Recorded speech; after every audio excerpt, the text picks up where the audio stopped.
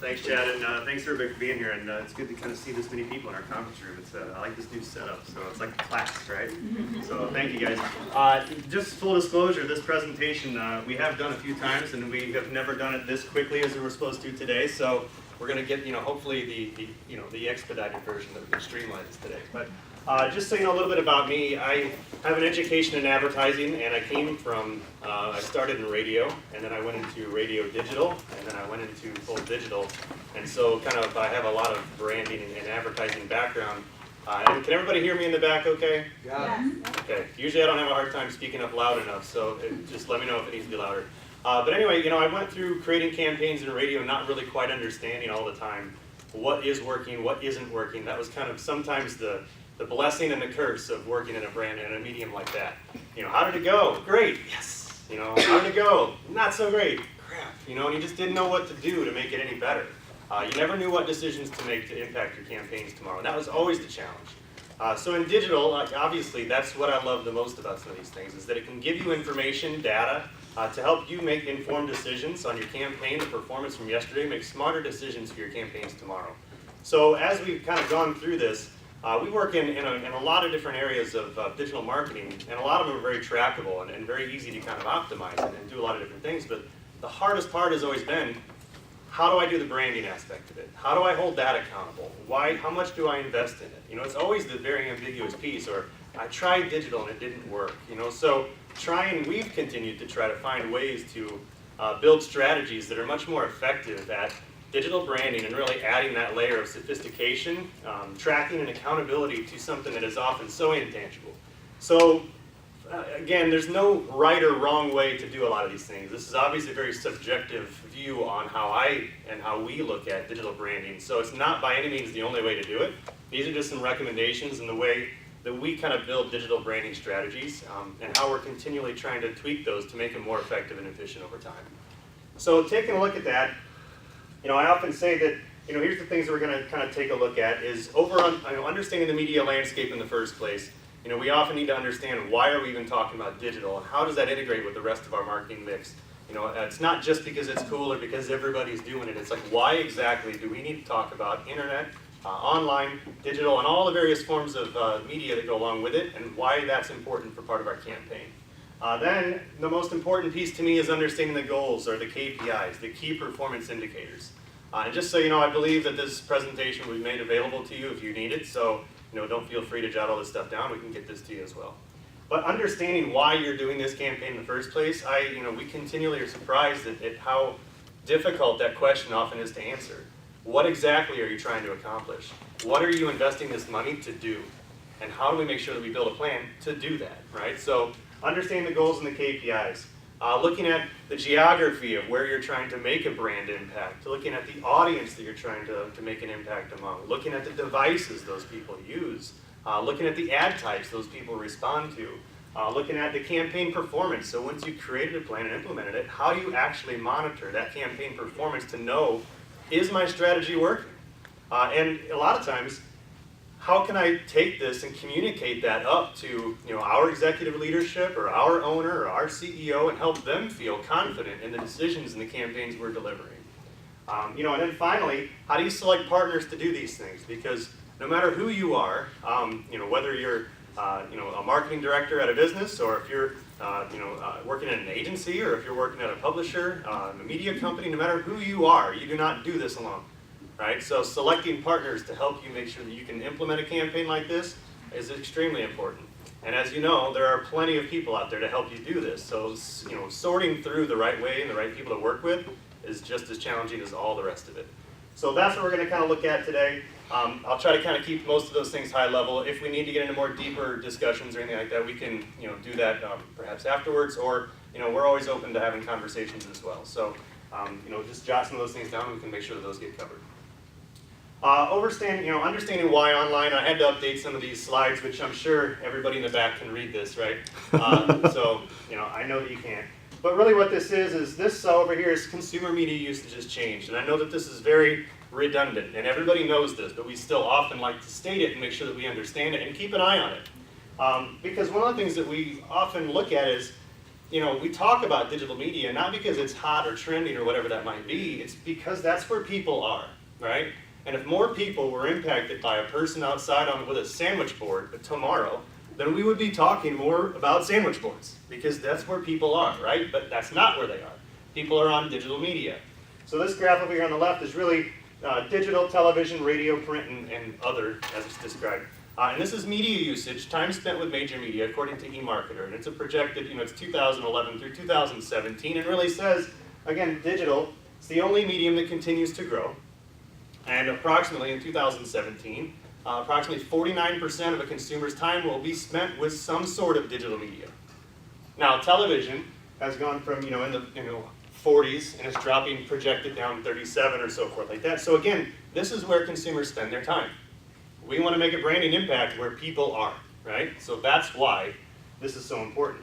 And because this is where people are, this is where advertisers invest their dollars. So advertising has shifted. And again, this is probably not a surprise to much of you, but over on the right is the IAB, or the Internet Advertising Bureau. It's the annual ad spending report. So it's showing you here that $49.5 billion invested in internet. And that is a stat from 2014. It's the full year report. So all those are online at the IAB. So if you want to check those reports out, it's all there too. But again, surpassed broadcast television, cable television, and everything else, because people and advertisers invest where consumers tend to be, right? So this is why online is so important, but it's a really big space, right? So there's a lot of things to do in online. So that internet number of a budget is a lot of different areas. And oftentimes, internet kind of gets wrapped into a lot of the performance media, things like paid search, which is a big portion of the budget. Over here on the right is search. It's really organic search and paid search, primarily measured by paid search, but 36% of that $49 billion is search. It's interesting because a few years ago, this was about 50%, right? So this is about 50%. This mobile is 31%. Mobile has exploded. I mean, raise your hand if you remember seeing that Pew chart that was like mobile searches will surpass desktop searches in 2014, That came out in like 2010 and they were right. This mobile number didn't exist a few years ago, and it went from like 7 or 8% to like 16 to 23 to 31% of internet ad spending is on mobile. Now this mobile includes both display and search, so it's a little bit of a combination there. But it also tells you how important it is, because within that time spent with media, most of it's mobile, right? Not surprising. Display banner at 13%, classifieds, digital video, lead gen, rich media sponsorship, it's all right there. This is where the $49 billion is invested. So what's interesting as we continue to take a look at it is if you pull the display out of the mobile, and if you look at the display banner, the video, the rich media, and really the sponsorship, those are your branding aspects of digital media. And as you look at adding those things up, it's again about half of what internet ad spending is invested in. So branding is still extremely important. And so the other half of that money, all the performance media, is very easy to track, right? It's my cost per click, what's my conversion ratio? Is it actually, those things are really easy to do. The branding aspect of it's very difficult, but we still want to be strategic with it, and we still want to hold it accountable and know that it's working, right? So, how many of you guys here actually use things like Google Analytics to measure your website performance? All right. How many of you use something other than Google Analytics to measure your website performance? All right. If you're not using something, use something, right? So Google Analytics is not perfect. It's a free tool. We often use it as well, but you want to have something to monitor your website performance. If you're doing a digital media branding campaign and you're driving people to your website, we need to know what they're doing. You need to know if it's working. And you need to know how to make better decisions. What aspects of the campaign is working. So use a measurement tool. So Google Analytics, or there's other analytics. I know that at times people are using Site Catalyst, Adobe, Omniture, some different things. And then offline data too. So you might have some CRM data that might help tell you what's going on with your campaigns. To, again, more data to help you understand how are your campaigns performing and what information do you have to make them better, right? So the next piece is really the goals and KPIs. And I know this can be difficult to kind of see in the back. Like I said, we'll share that. But understanding the goals, this is where we start, right? You have to know, why are you investing these dollars in the first place? Why does your website exist? And we have lots of conversations with a lot of different companies, and these questions, although they seem so simple, are not always that easy to answer. Why does your website exist?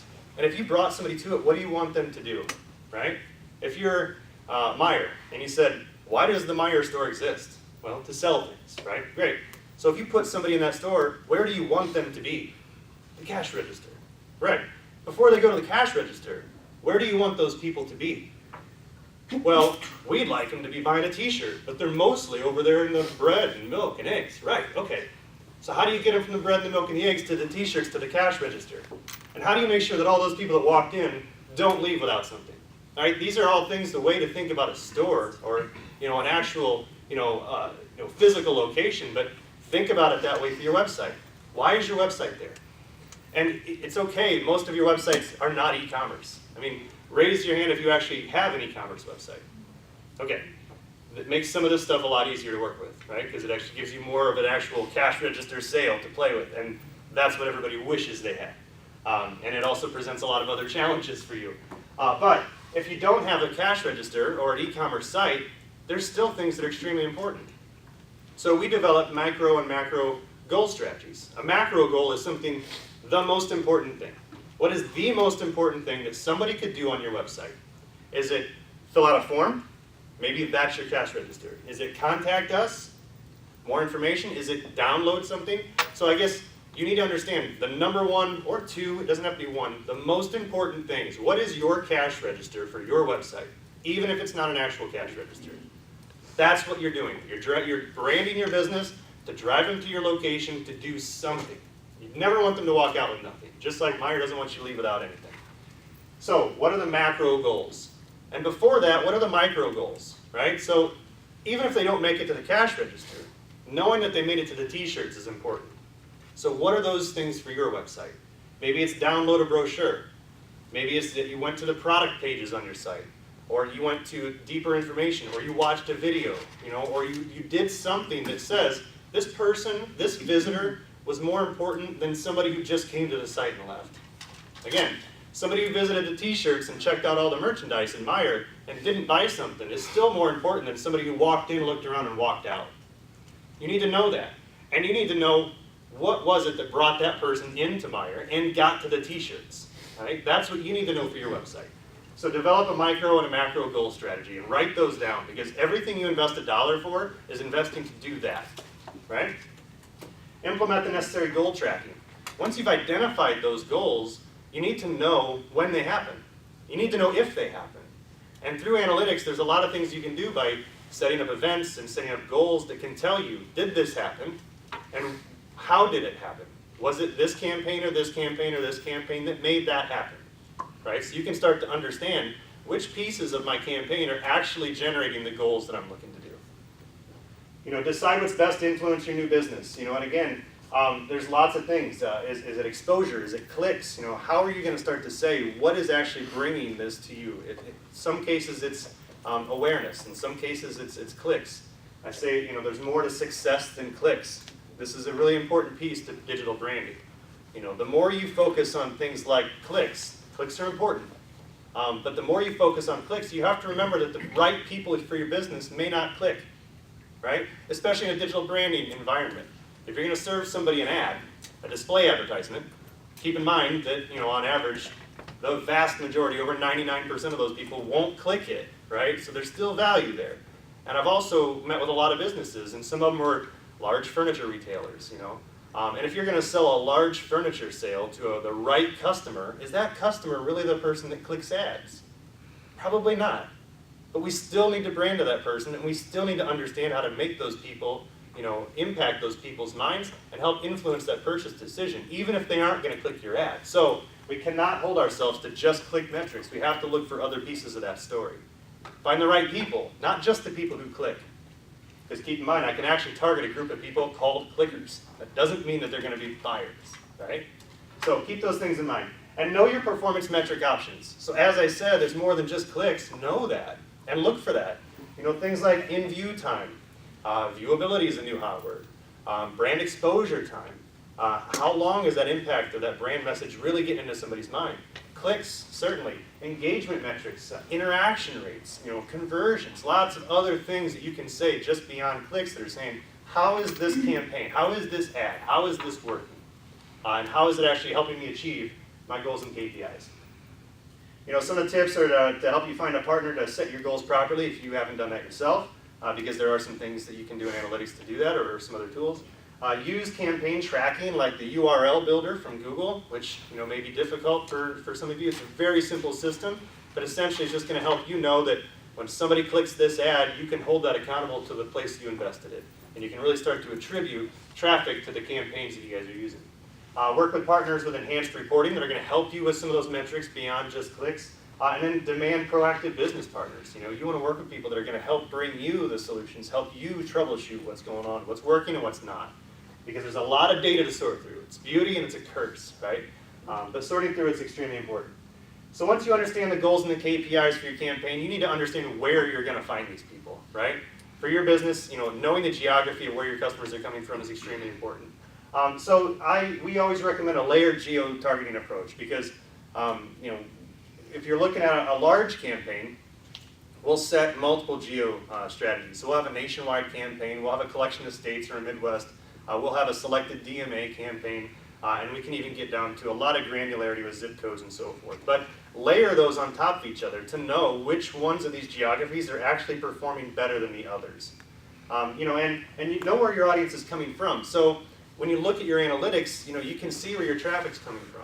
Now what's interesting about that is that a lot of times the traffic is counted and measured by IP addresses, and just so you know, IP addresses are not perfect, which is why no matter who you are, New York is always going to be one of your top traffic sources, and LA is going to be a top traffic source, and it's obviously you don't have any traffic in LA. Just because the computer and the person are sitting in Lansing, Michigan doesn't mean the IP address is coming from Lansing, Michigan. So it gets a little confusing that way. So know that about your campaign. If I see something good happening in a market, fuel it. Put a branding message there. Help spread that, right? So know where it's coming from. Know where your traffic's converting the best. Because just because most of your traffic is coming from Lansing doesn't mean that Lansing converts the best. So maybe this audience or this geography is converting better. So know that. So you need to not only reach people where they are, reach people where they're growing, reach people where they're converting better, the quality of the geography, and know all those things about your sites. Do any of those sites deliver higher quality traffic? So is this market not converting better necessarily, but are they staying on your site longer? Are they bouncing less? Are they spending more time there? Are they doing more engaging activities? Are they visiting deeper pages on your site? Know that about your business. And if you start to see that they overlap, that one market is where they're coming from, it is where they're growing the most, it is where they're converting, and it is the high quality traffic, well, you've got the answer on where you need to prioritize your branding message. And then understand how seasonality affects your business as well. So you need to build in those things because obviously if you're going with a large campaign, weather, is certainly going to affect a travel and tourism campaign, in the Midwest during these winter months, even though we're just now starting to get some cold. So know how seasonality, weather, and things like that might affect your campaign as well. And your branding message may need to shift depending upon that. And again, obviously in a smaller geography, it might not be as dramatic, but just keep those types of things in mind. On the right here, the tips, consider the population size and appropriate weighting. So I say that because just because New York is the biggest market doesn't mean you should put the most into New York because it's a large place to invest in, and not put all of your money into one place. So a lot of times we'll take geographies and try to figure out how much is the appropriate weight. So if you take all of the geos together and add them up and get a total and figure out Chicago is 42% of my total. Try to weight that accordingly so you can see how much to put in each space. At least gives you a place to start that you can start to test and optimize a little bit. You can never cover every geography effectively, but you want to be in those spaces and test it out and see what works and what doesn't. So that'll give you a starting point. Use census or DMA numbers to help you understand that too. You can also work with a partner such as some different people that might have access to ComScore data, some other things to help you understand the digital populations in different geographies. And create a concentration index is something I've kind of created, but again, New York might be your number one traffic source, but it has, you might have, 40,000 visitors coming from New York, or whatever the number might be. But that 40,000 compared to New York's population is so small, right? You might have a lot less people coming from, Owasso, but Owasso's population is so small. So your concentration of your traffic for the Owasso population is much more important than this bigger traffic source in this massive market of New York. So that's what I kind of say a concentration index. So understanding how much of your traffic, how that equates to the market population, because that to me would tell me a good place to invest your branding dollars. And then deliver geos simultaneously. Like I said, run multiple layers of multiple geo campaigns at the same time and try to monitor which ones are performing better than others. And that'll really help you understand where geographically to focus your dollars. Then you can kind of look at the audience. So once you know where they're coming from, you want to know who these people are, right? And I say the same thing, and you're going to hear this a lot of different ways. Create a layered audience strategy. Don't just put it into one audience. Don't define your audience and then say, we're going to go after, and first of all, don't go after old broadcast terminology. Women 25-54, That is not a way to target people online. It is, it's just not necessarily the most effective. And if you want to test it out, create a layer of it. See how it works. But create a layered audience strategy. I'd say understand the audiences that you have. Do you have CRM data? Do you know your audiences? If you have CRM data on your current customers, there are partners that can help you identify those people, those browsers, and actually create an audience for those people specifically. So there's an audience that you want to target. Current customers exclusively. Different message, different strategy for those people, right? Are you tracking your website traffic and audience profiles? Obviously, retargeting the traffic that's already coming to your website is extremely important. But are you profiling those people? Analytics and other sources can help you understand, what is the demographics or the household incomes, or do they have children, or are they married? Understand the people that are already coming to your website, because the chances are you probably want to find more people like that. And if you can find the profiles of the people who convert on your website versus the people that just come to your website, well, go find more people that are like the people that convert on your site. That'll help you understand the audience that you should be going after as well. Any third-party data, Axiom, Prism targets, you've probably done some different surveys on your audience, or perhaps not. Anything you've got to help you understand who your customers are is going to help you understand how to target your people better. And then what type of online content does your audience consume? Don't just think about the actual people, think about what those people do. What are those people doing online? We had an example of engineers trying to target an engineer. And it's like, just because they're an engineer at a manufacturing facility doesn't mean that all they do is get on their computer and go, engineer manufacturing, engineer manufacturing, engineer manufacturing. What do they do? What are they interested in? Not necessarily stereotype people, but that they're oftentimes interested in certain types of activities, certain types of content. What do they read? What are they interested in? And try to understand that about your customers, because if you can understand that, that's another layer that you can add in to say, I'm going to target the types of content that these people tend to consume. And then again, profile your ideal audience. Work with a partner to create your website audience profile if you don't already have that, or set that up in analytics so that you can track that as well. Work with a partner to create a custom audience targeting strategy so that you've got that layered targeting approach on who you're going after. And then again, deliver those simultaneously. So you can say, I've got these three audiences going, A, B, and C. Which one's converting better than the other? And I'll start shifting accordingly. And then create a new one from something like that. But once you know where they are, who they are, now you know what device they're using. And they're using multiple devices, right? So, desktop, laptop, tablet, all at the same time. First of all, understand what your consumers' experiences are like from a tablet or a mobile device. If most people are using their mobile phones, and a lot of traffic's coming to your site, and I imagine the most growth traffic to your site is now mobile. What does it look like on your phone? I mean, literally, what's that experience like? And a lot of people, when you ask that, they're like, it's not real good. Well, it's like, fix it. I know that's a terrible thing that you have to hear. Fix it. Fix it. Yeah, we just want them to use desktop too. Fix it, right? Because it's terrible.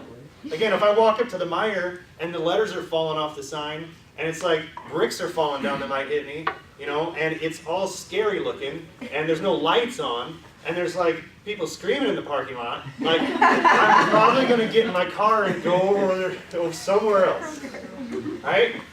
We don't just say, well, I wish they'd, I know, just come on in anyway, Come on in anyway, They're not going to come in anyway, right? And the problem is that more people keep driving up to the scary Meijer store, and they're all going, fix it. Know what it's like, fix it. It's extremely important. I have a friend that once said, good marketing will ruin a bad business. And if your website experience is a bad experience, it's a bad business, okay? I know that's harsh to say, but that's true. And from the consumer experience, if it's a bad experience, it's a bad business. And good marketing can ruin that for you. So fix that experience. What traffic is currently coming to your site? How much is coming from mobile? How much is coming from tablet? How much is coming from desktop? Which ones, again, which of those devices are growing the most? Chances are it's probably tablet and mobile. Which ones brings the most traffic cost efficiently? So is it cheaper to bring mobile traffic than it is to bring desktop traffic? Because we want to bring the most traffic cost efficiently. And then again, which devices are bringing the highest quality traffic? Which devices are converting the most? Maybe it's more expensive to bring desktop traffic than mobile or vice versa, but maybe it's more, cost efficient to convert the other. You know what I mean? So just because it's cheap to bring traffic doesn't mean it's cheap to convert traffic. So what's funny about desktop, and we would like desktop traffic too, is that mobile's bringing a lot of traffic in a lot of cases. This isn't for everybody.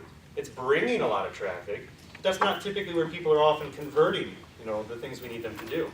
And that's not always true for everybody, but we're seeing a lot more conversions happen on the desktop side. So it's like, how do we understand how to connect those things? Let's bring the traffic with a mobile device. Let's figure out how to convert better on mobile. Let's also try to figure out how to get that desktop experience to continue to convert better. So understand how those things are already working. Mirror your current traffic if you haven't already. So I would say if most of your traffic is coming in via desktop, then most of your branding strategy, I think, could start as desktop. That's just a theory. You want to play in all those spaces to see what's working and what's not. Use national media usage statistics for a second look. You can see how people are using media, and you can mirror that to reach people. You can see how people are investing dollars, and you can mirror that to reach people. And then use national ad spending as well to allocate your budgets. How much should I invest in mobile? Well, we have done this before, but it's like, how much is the nation investing in mobile? Let's not put all of our eggs in that basket, but let's kind of follow some national trends. We need to be in all these spaces to know what works for you, right? So that's kind of how it's going to work. You can start with a big plan, and then you're going to start to individually tweak it to know what works for your business versus yours and so forth.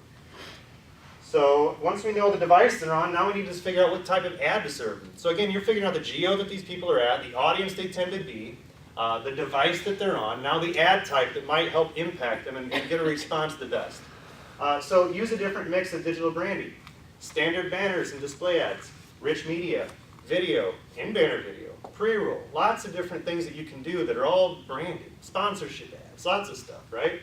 And again, there's other things that go out well beyond that are branding too, like content and all the other things, but we're focusing primarily on impressions-based, display, digital branding in this way.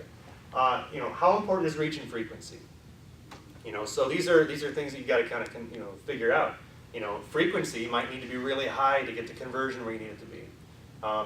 Maybe you just want to get a big message out there, so maybe you want to cap the frequency. So people are only going to see your ad so many times, which maximizes your reach. So understand what's important to you and what's going to generate the best impact for those goals and KPIs that you set out. What ad type has the highest engagement? We see things like responsive rich media ads have really high engagement, so it's really doing a really great brand experience, but it's not great at click-throughs, so people aren't necessarily always as often engaging that ad, clicking through to it to your website and doing things. But when they do, they often convert higher. And I'm speaking generally about some campaigns that we're delivering right now, but those engagements are still really important. So just because they're not clicking through as often as some mobile ad doesn't mean it's less important. So that's the things that we have to look at, is if it were just a CTR, we might stop investing in it. But we know that those engagements are important, we know that they're having some organic lift, and we know that when they get to the site, they convert better than others. And that's important information to have when you're doing a campaign like this. Which ad type delivers high quality but also cost-efficient traffic? So again, it might be a more expensive ad unit, but if it has a higher CTR and brings higher quality traffic, it's worth it. So know those types of things, right? Because if we're all just going for the cheapest ads, we're going to buy a bunch of cheap ads, and if we're going for clicks and cheap clicks, you can get a bunch of cheap clicks, but is it actually going to achieve the KPI and the goal that you set out? Oftentimes, that answer is no. You have to have a combination of these things that aren't easy to look at and say, let's buy the more expensive ad. Let's do this one that has a lower CTR. But all those things, if you can really dig through to see, are they and how are they most effectively achieving those goals and KPIs, that's what's going to help you, maximize the performance of your campaign. And then just an example here, which again, ad type is figuring out, well, how much do I do, right? There's no right or wrong answer. I'd say the first thing you can do is be in various places. You don't know if video is going to be the best thing for your business or not until you do it and you compare it to all the other things. Right? So here's just an example, and this is again from the IEB. This is from an older report, but it shows, the display aspect of mobile, desktop, banners, video, and responsive rich media. So in here, it's like, how much do I put into there? So what I literally have done it sometimes and said, well, if I add all these pieces up, and then I divide this by the total number, of those digital branding elements, well, the banners should be about 46% of the ad spending here. Mobile would be about 30% of the ad spending here. You know what I mean? So it just helps you come up with, I don't want to put it all in mobile, but how much should I put in mobile? It's important. So based on the way that the nation invested these dollars, from the first 6 months of 2014, and you can update this information here, this is how those would be allocated. Now, you've also got to know that depending upon your budget, 8% of your budget to go into responsive rich media might not make sense, right? So if you finally break it all down, it's like, all right, well, our rich media budget is $14. Like, okay, let's make some some good decisions here that you may not want to just be everywhere. Be as much as you can be, but obviously you want to have some conscious thought of where and how much to be in some of those places. But that at least gives you a starting point. And then if you don't have the budget to be in every place, then you've got to go where you believe you're going to have the best shot at achieving those goals and KPIs. So you're in all those different ad types. I think I forgot here some of the tips. Don't spread yourself too thin, right? So don't put $14 in rich media. Use national media usage like this for a second look, and use national ad spending like this, as I said, to kind of help you figure out how much to put where. And then now you've got your campaign set, right? You've figured out your goals, you know what you're trying to accomplish, you've figured out where those people are, and you've got a layered strategy for that, so you're not just putting all your eggs in one geography. You've got a layered audience strategy, and you know who those people are. You're reaching your current customers, you're reaching your website customers that are already coming there. You've identified other customers to go get new ones. So you get a layered audience strategy in those geographies. You're reaching them across multiple devices, desktop, mobile, tablet, and you've got a strategy for that. And you've got different ad types to reach those people as well. You've got a full strategy on how you're going to reach people in these given markets and how you're going to impact them as well. And you know from your goals and KPIs and the way you've set that up, how you're going to track those and hold them accountable. Now it's about campaign performance. Now you hit go, right? Now what? Now you watch that stuff, and just some things that we look at, or just, we try to make sure we're doing is we look at delivery and pacing every day. If you ordered 10,000 impressions here, if you ordered, for sake of easy math, because I'm great at spreadsheets, but not in my head, but if you ordered, 30,000 impressions a month, are you getting 1,000 a day? Are you delivering and pacing where you should be? You should be delivering about 1,000 a day. If not, why not? How do you get that where it needs to be? So performance, delivery and pacing measured every day. Performance monitored weekly, minimally, right? So these aren't something where you want to mess with something every day. But as you're delivering and pacing every day, now you're starting to say, how is it performing? How are those CTRs? How is that in-view time? How is the viewability? How is the traffic to my site? What are those things happening? Every week, just take a look at it and let that breathe a little bit, but don't let it get away from you. Major optimizations bi-weekly or monthly. Again, you can do lots of things. If you see something you need to fix right now, fix it right now. But if not, give it a little time to figure things out. And when you make changes that you can really track if that's working. Don't make too many changes at once, or you're never going to know what works and what doesn't. So that's why we say bi-weekly or monthly, make a change, watch it. And isolate it so you can know which change was it. If you change the geography, watch that geography. But if you change the audience, the geography, the ad type, and all those things in one optimization, you might not know exactly which piece of that worked and which didn't. So make some optimizations, make them smart. Don't make them too often, because you want to know what works, and give it time to work. Is that happening? And is that traffic coming in? And then know that things like digital branding, there's a decay from a click to a session. So just because 1,000 people clicked your ad doesn't mean 1,000 people show up. So there's a decay between clicks and sessions, and know that, count on that. And track everything possible and tie it to your analytics. It's really important that you don't just rely on any media company's performance metrics. That's just part of the story.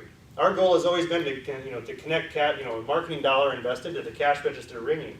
And along that way is, the impressions served from the media vendor, the performance metrics they have, but then it gets to your site.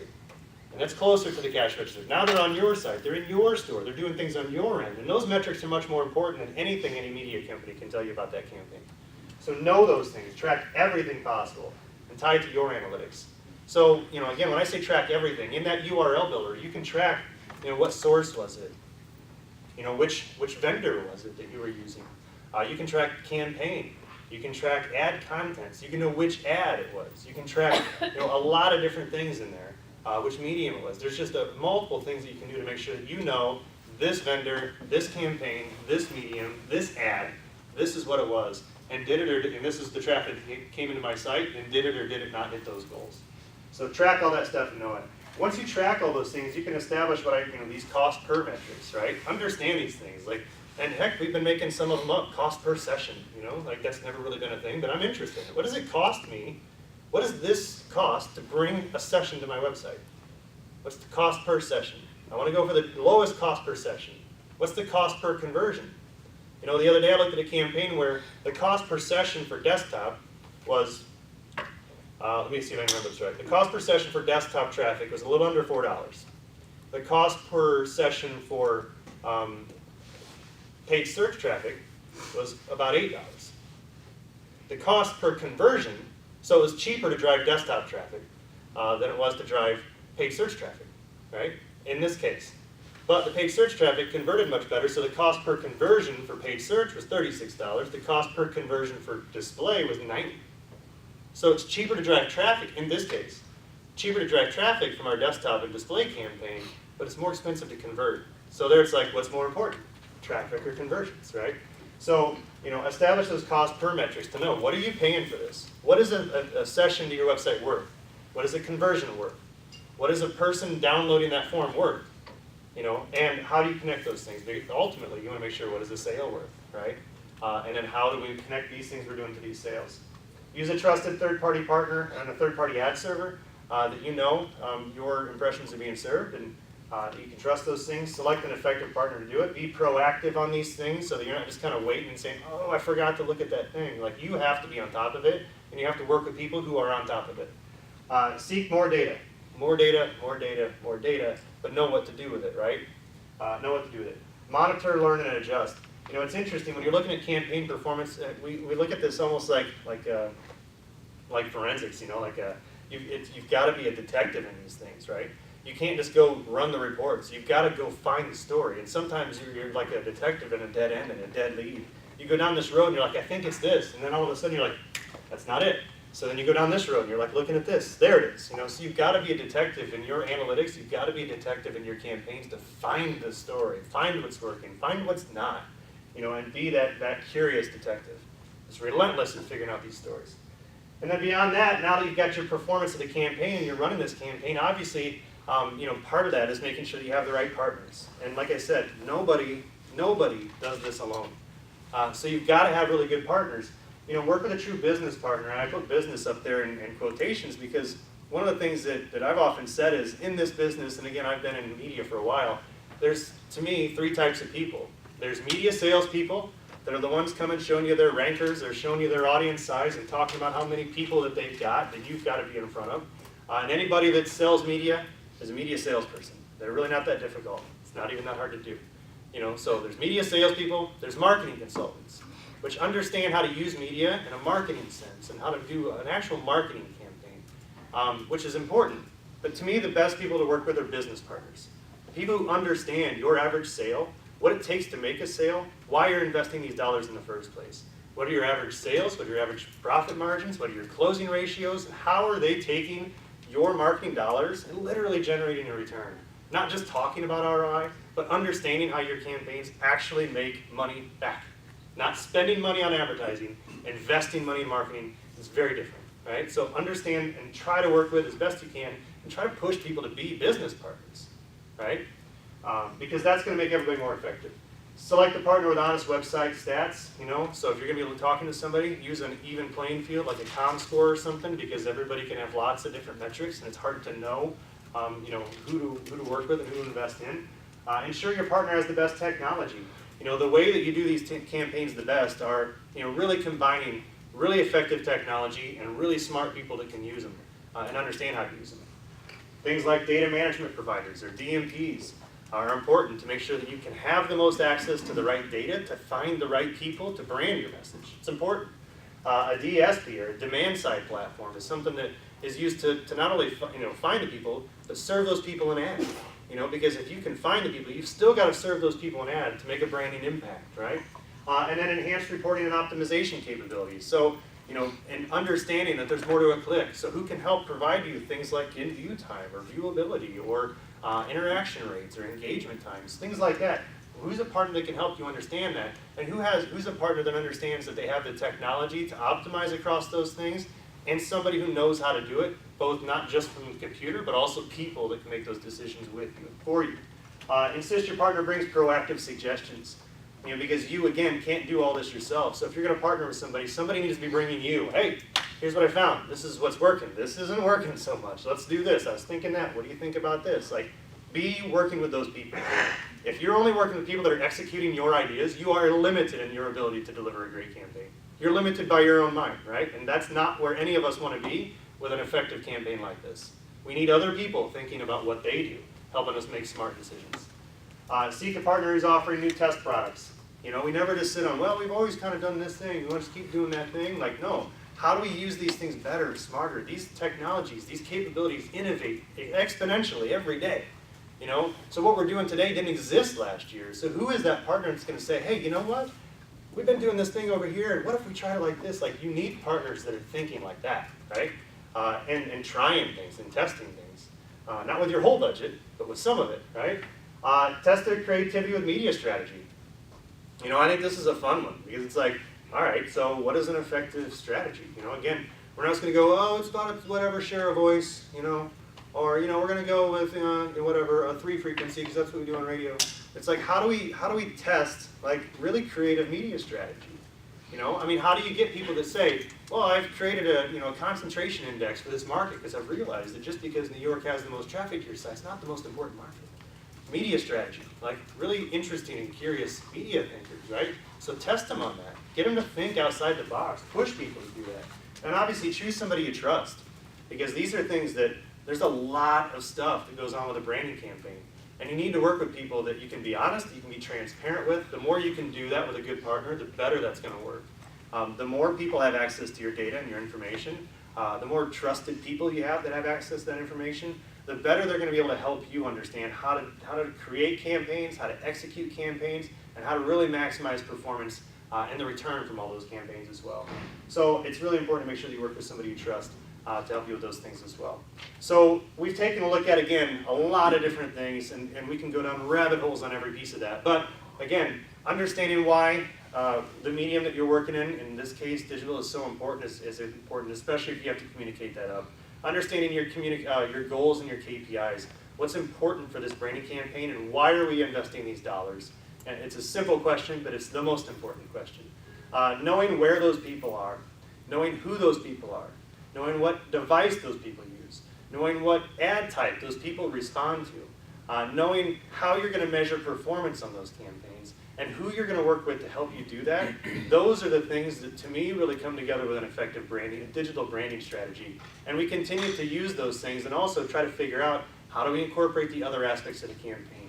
How do we start to measure the things we can't measure? We know that some other media has an impact, but we need to find the measurement. And so sometimes having that really, really tight monitor strategy is awesome, but how do we start to really even calculate the intangibles, like the latent online effects, that some people saw the ad and came in organically? How do we not only track that, how do we watch for that? How do we forecast for that? How do we build that into a strategy?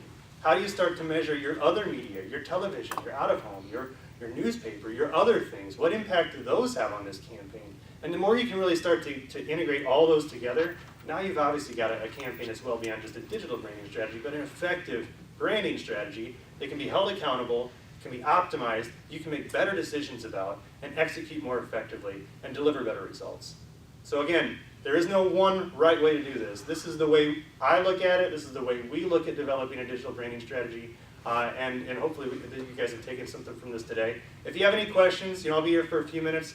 You've got my information here, my phone number, or jleitch@mlive.com. I'd be happy to answer some questions as well. So thank you guys for being here. We appreciate it. I hope you took something today, and good luck with your guys' branding strategies.